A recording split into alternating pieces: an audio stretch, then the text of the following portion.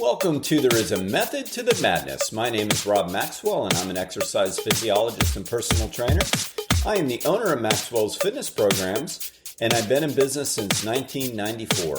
The purpose of this podcast is to get to the real deal of what really works, and most importantly, why things work. Hence the name, There Is a Method to the Madness. Before I get started today, let me thank Jonathan and Lynn Gilden of the Gilden Group Realty Pros. They are committed to providing the highest level of customer service in home sales. Why don't you give them a shout and figure out what your home is worth? 386-451-2412. All right, so let's talk about some more of the 10 commandments in regards to fitness. It is Saturday morning when you're listening to this. And the second commandment I'm going to talk about today is control the controllables. Or let's think about it in regards to genetics. What do we have control over and what do we not have control over? The famous Stoic philosopher Marcus Aurelius said, "It's insane to tie your well-being to things outside of your control."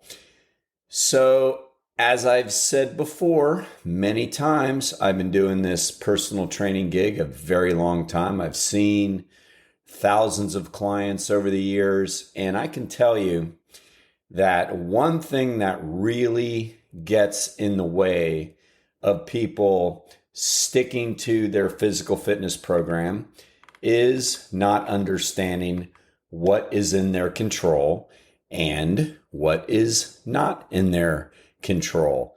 People get really kind of frustrated when they start kind of backsliding or not getting to where they thought they were going to get because basically it wasn't in the cards for them to get there. So sometimes people see genetics as a negative topic, but it's really not.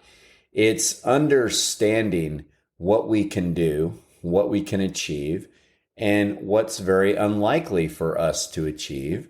But nowhere in this belief system or fact does it say you can't be the absolute best version of yourself. And there is just no doubt in my mind that if you're the absolute best version of yourself, you're going to be really, really darn good. So if you can just think about controlling all of the things that you can control, figuring it out, measure exactly what it is you're trying to do, and then you're going to be far more likely to hit the goal. My goal is for everybody to understand the beauty of proper diet and exercise and how well it can absolutely transform your life. It is one of the most important things anybody can ever do. So what I want to do is to always get people to understand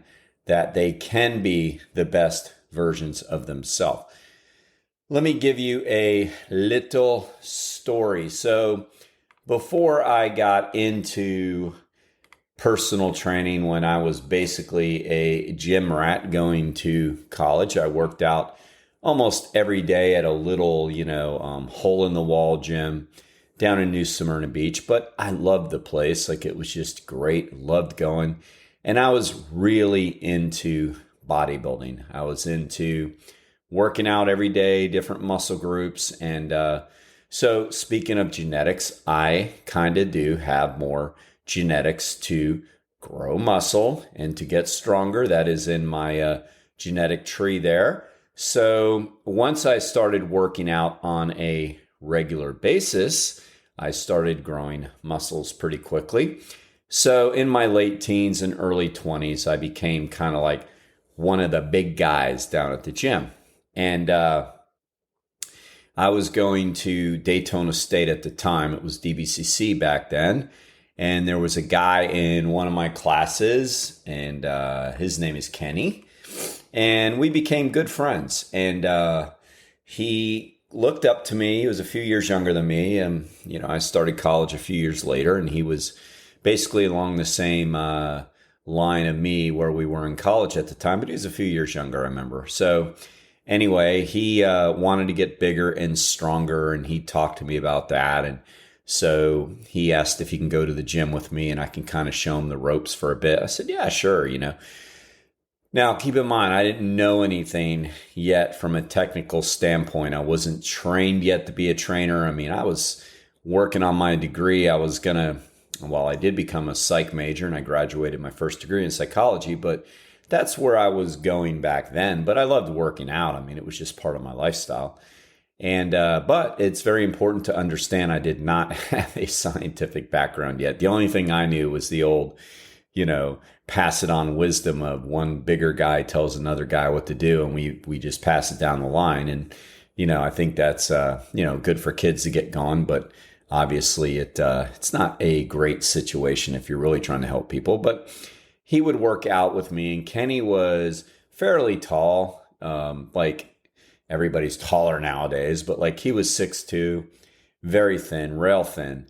And, I didn't really understand genetics at all. I mean, I knew what genetics were, obviously knew what that was. But when it came to strength training and bodybuilding, I didn't really know. I just figured, well, if you're really skinny like that and you want to get bigger, you need to work harder. So because there's a couple other guys I trained with who were, the bigger guys, we would just kill Kenny in the gym.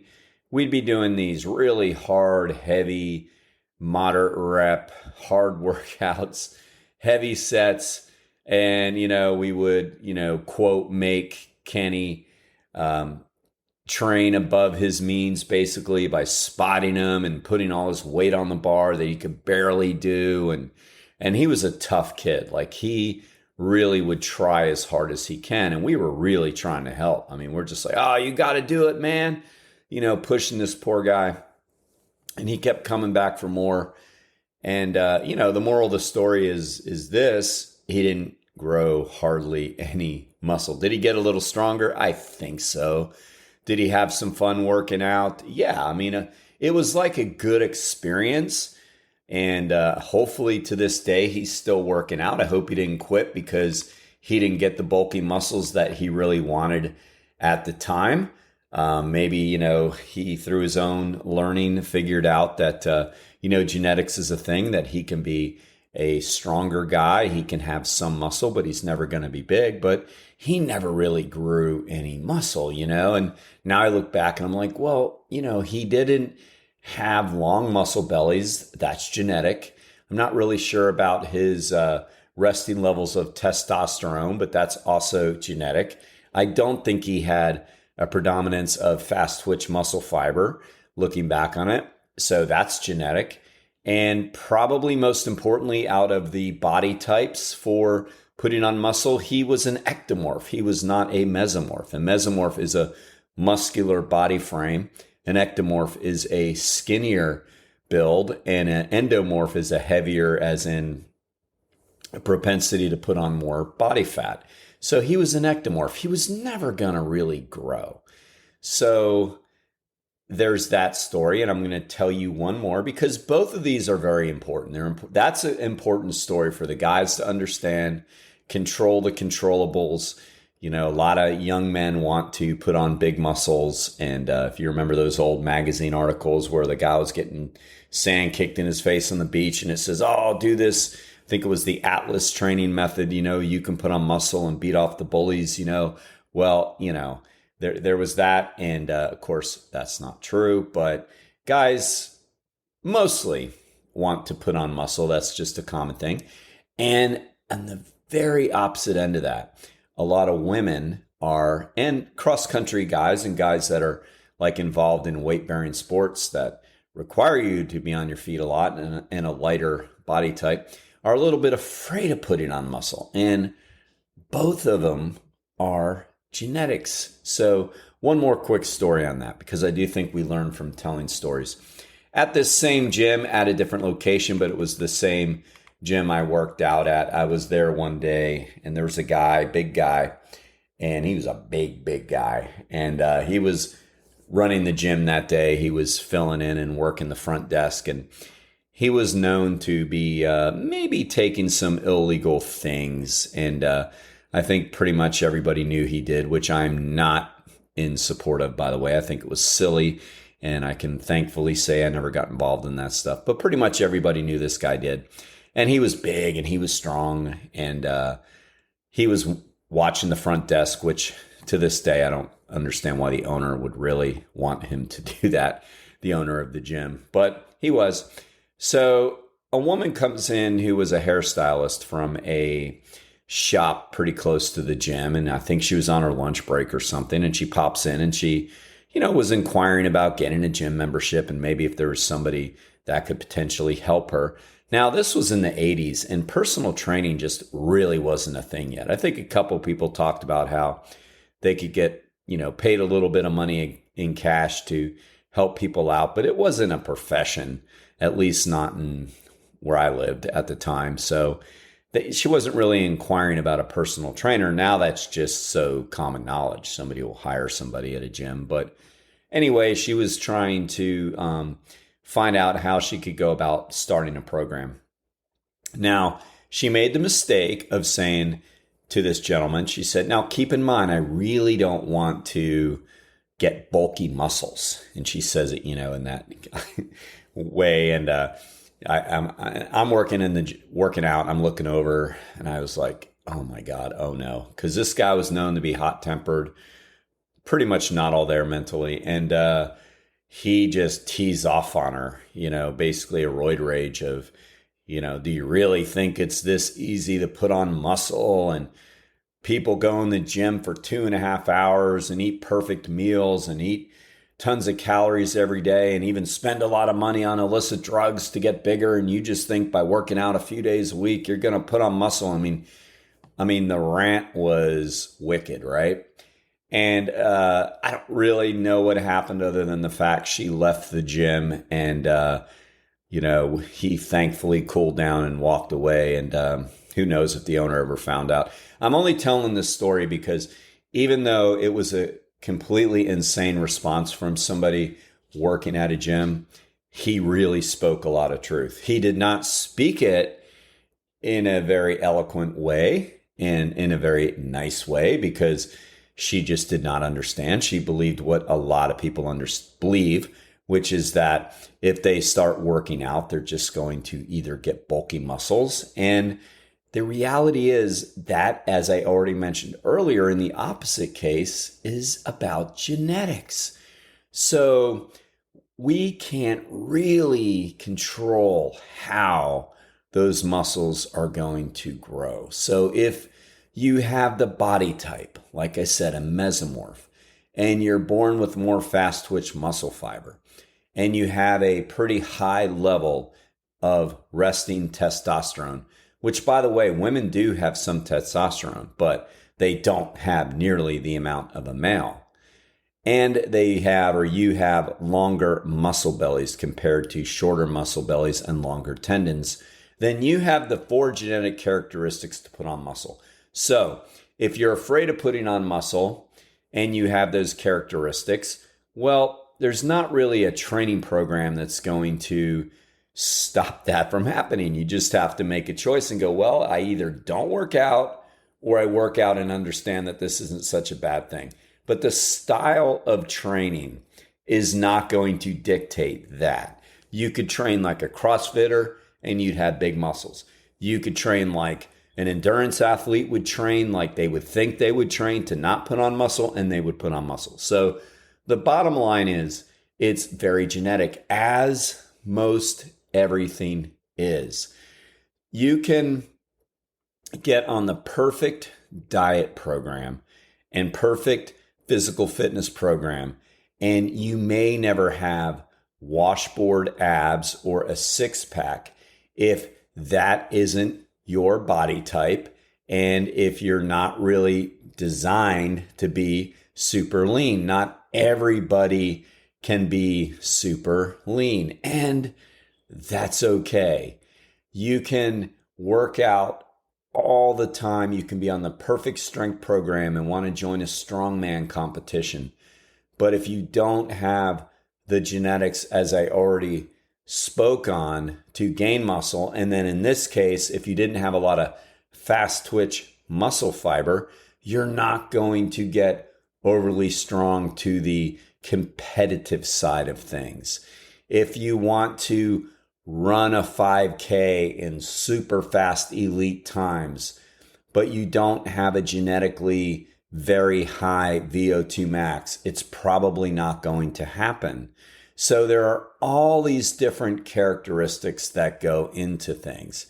And too often you are sold a bill of goods on social media or on the internet that says if you just do this, you're going to take this amount of time off of your 5K. Or if you just do this, you're going to have washboard abs. Or if you just do this, you're going to have big muscles. Or if you just do this, you're going to have toned muscles. And the reality is just how toned, just how big, just how fast, just how strong is largely dependent upon genetics. In fact, when it comes to the morphological side of things, meaning how much muscle we can gain, genetics accounts for 50 to 70% of that. That's huge. And then, yes, the rest is training, but it is a huge genetic component to it. And again, this isn't negative. This is to get you to understand what can you do, because stay with us. We'll be right back. Hey, quick question for you. Are you someone who wants to be fit, healthy, and happy? And what if I told you you could get your dream body by simply just listening to a podcast? I'm Josh. And I'm KG, and we're the hosts of the Fit, Healthy, and Happy podcast. Listen, we get it. Fitness isn't easy. Carbs, no carbs. Just stop, okay? It doesn't have to be that complicated. And that's why we made this podcast. We get straight to the facts so you can become your best you. So the way to check us out is click the link in the show notes or search Fit, Healthy, and Happy podcast on any of the major podcast platforms. We'll see you soon. If you are really shooting for being the best version of you, because everybody can get leaner. How lean? Depends. Everybody can get stronger. How strong? Depends. Everybody can get faster or improve their endurance. All these things are totally within your control. And so if you controlled those things and didn't set yourself up with false expectations, you're probably going to stick to your program indefinitely. And that's what I want. The great Gary Jones, who I have the pleasure of meeting a few times, become a pretty good acquaintance. He's the founder of Hammer Strength Equipment. He used to always say that 1 is infinitely greater than 0. He was always quoted as saying that. He said it to me numerous times. So if we just get a little bit better, even though maybe you're a young football player kid and you're got a dream to bench press 300 pounds. Well, maybe again, based on size, stature, genetics, it's not going to happen. But if you're currently benching 190 pounds, if you get up to 210 pounds, that's great. That's you just put 20 pounds on your bench press. So we can always get better, and we just need really that tough love of somebody who really, really knows what they're talking about to help you set your appropriate goals so you can figure out what you need to do, and then you reach your goals. And pretty much research shows that success begets success. So if you are successful, you're going to stay with something. So perception is reality. So, you have to understand, you have to redefine what success is going to be. And it is so important from a sports psychology standpoint to set these things in motion for you. And I will leave you with one more story on that. When I was at one of my other locations, I had a woman call the gym, and she was very anxious about coming in and talking to me about what she wanted to do. And I had no idea what she looked like. And, this was back in the days of, landline phones or whatever. And I just talked to her on the phone, and she just said, she had these aspirations to be like a model, basically a model for fitness. And, her dream was to be on this, covers of magazines and stuff. And I thought, oh, whatever. Okay. So she comes in the gym and she hands me these, magazine covers, what she thinks is the ideal body type and, what she would love to achieve. So, right away, I'm kind of like a little hesitant and I'm like, oh God, I really have to put on my professional cap here and have a, compassionate but honest conversation with her. Now, she was extremely overweight.